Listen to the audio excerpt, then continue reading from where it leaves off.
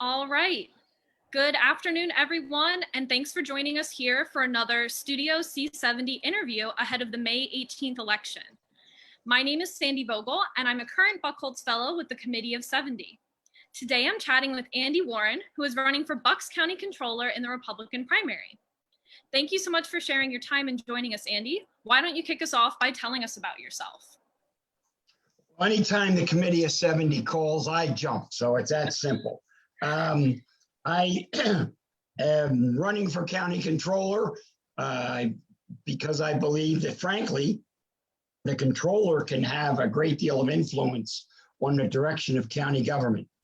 I, throughout my career, have been a high school teacher and coach for 15 years, coached for 30 years at William Tennant, was a Bucks County Commissioner for 15 years,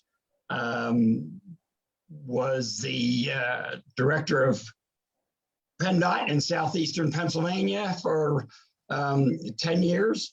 And sooner or later, I'll get a job I can keep. And so this is why I really believe that it's important that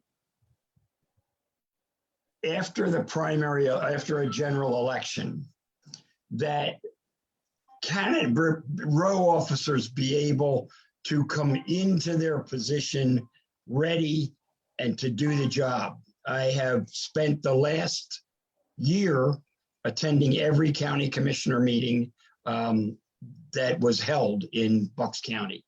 I believe from my coaching days that it's important that we prepare for any undertaking that we believe is worthwhile. I certainly believe Bucks County Controller is a worthwhile position. And as a coach, when we were preparing our teams, I prepared for this run. Thank you so much for sharing all of those different experiences. Out of those different positions you've had and those roles you've had, which one do you think best prepares you for the controller's office? Without a doubt, county commissioner. Although teacher and coach, you obviously work teamwork, you had to relate to people. So that was all preparation. I was also a wrestling referee at one time, which definitely prepared one for a life in politics if you're a wrestling referee. But the one that really was the most apropos would have been 15 years serving as Bucks County Commissioner. Because as a county commissioner, one, you make the budgets that as a controller, you'll be overseeing. Yeah. And secondly, many people don't understand or don't realize, Sam, I'm sure Penn student that you are, Sandy, you know, but a controller is also a member of the salary board, the retirement board, and the prison board, a voting member of those boards. So for 15 years as a county commissioner, I helped prepare county budgets.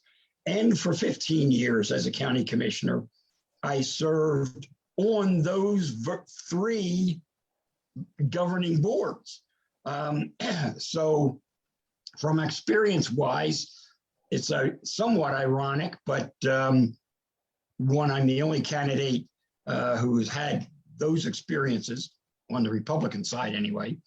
And on the Democrat side, I, serving for 15 years, I have more experience on salary, retirement, and prison board than the incumbent.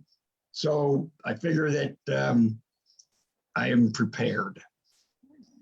Thank you so much. I know the Penn students I work with are really interested to hear about those different experiences. A lot of them do come from some of the collar counties as well, in addition to now living in Philly. What would be your top 3 priorities when holding this office? One is to know what you're talking about, which is very helpful. Therefore, I will attend every county commissioner meeting, not to be a stumbling block, but to be aware of what the issues are and the background to issues that the commissioners are discussing.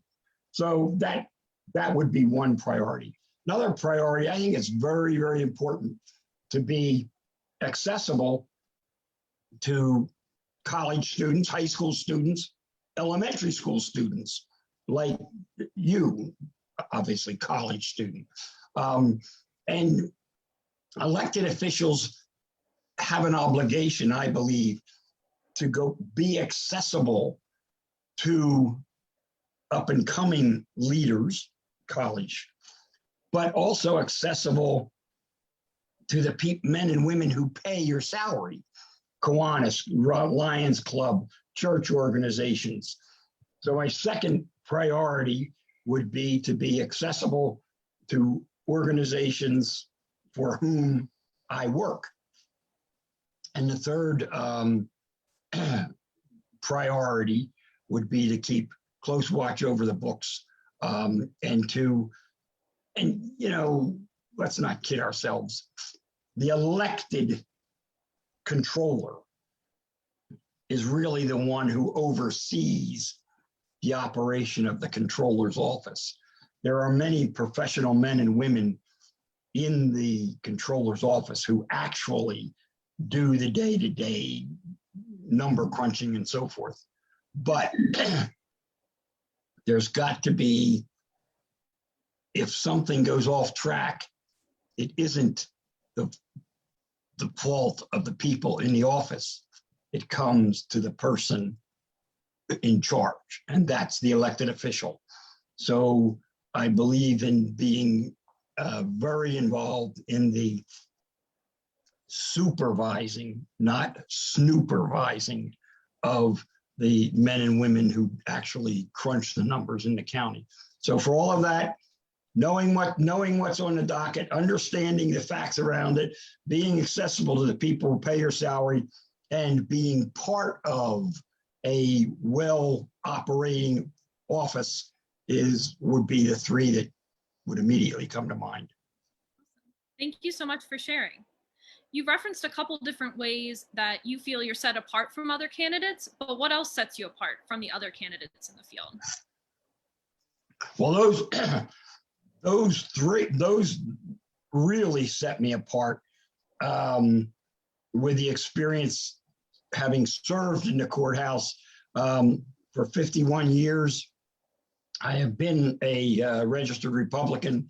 I've been raised in Bucks County. I've been here since third grade. I went to one-room schoolhouses in the county, and they did have one-room schoolhouses, that's for sure. We even had the outhouse when I grew up in Gardenville.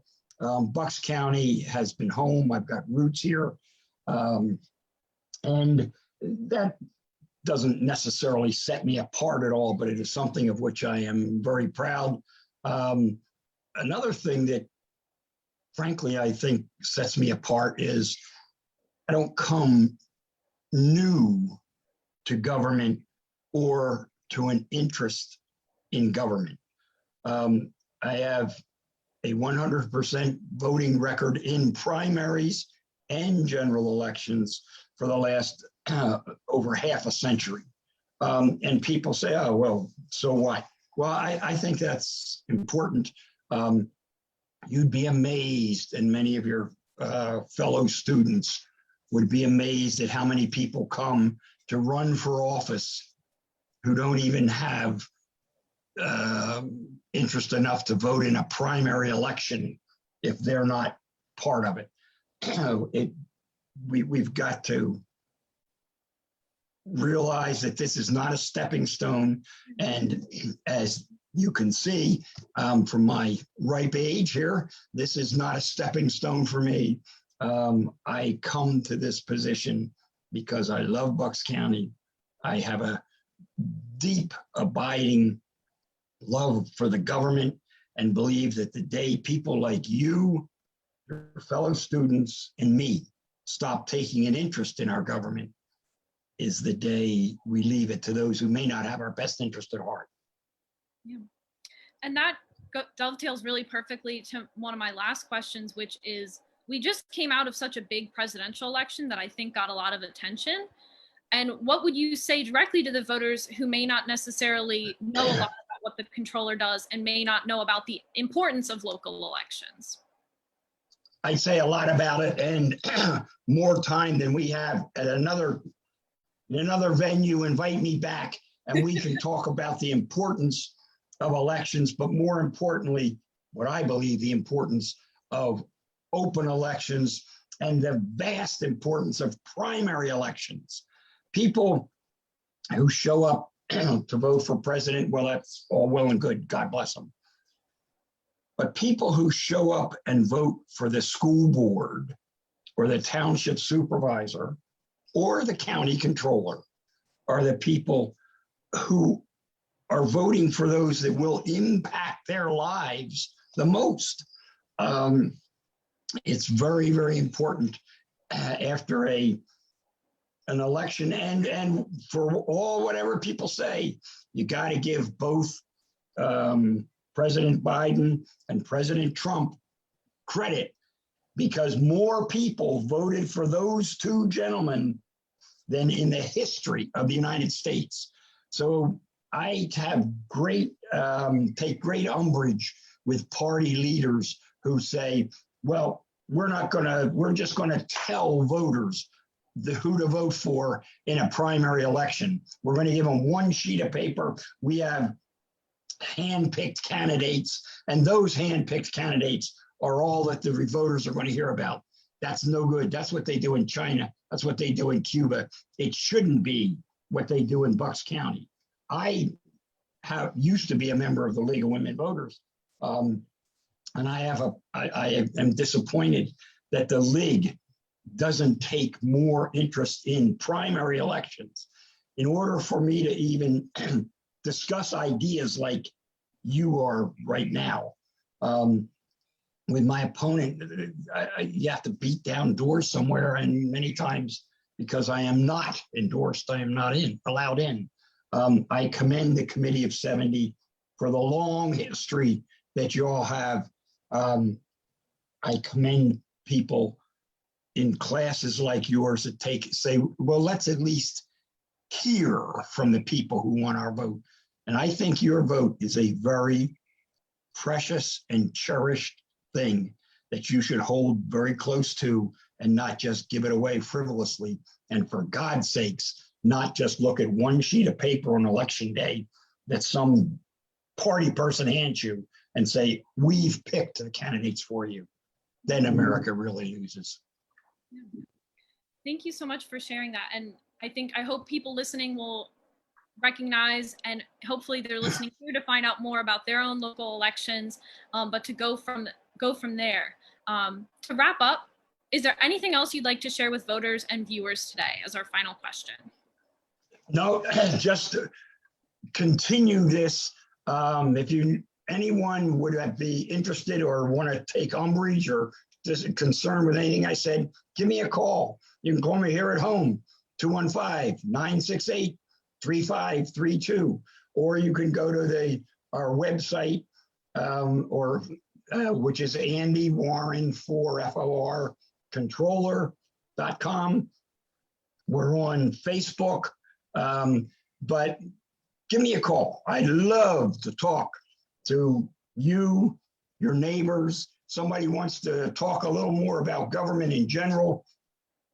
You bring 3 or 4 of your neighbors together, make the coffee, I'll bring the donuts, and I mean this sincerely. Let's talk about America, our future, and why we need to be more involved in elections, not less.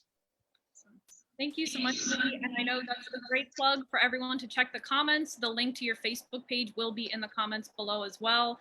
And it would be helpful, Sandy, it would be helpful if they remember to vote for Andy Warren for controller on May 18th. I don't want to let that guy slip by. Of course, of course.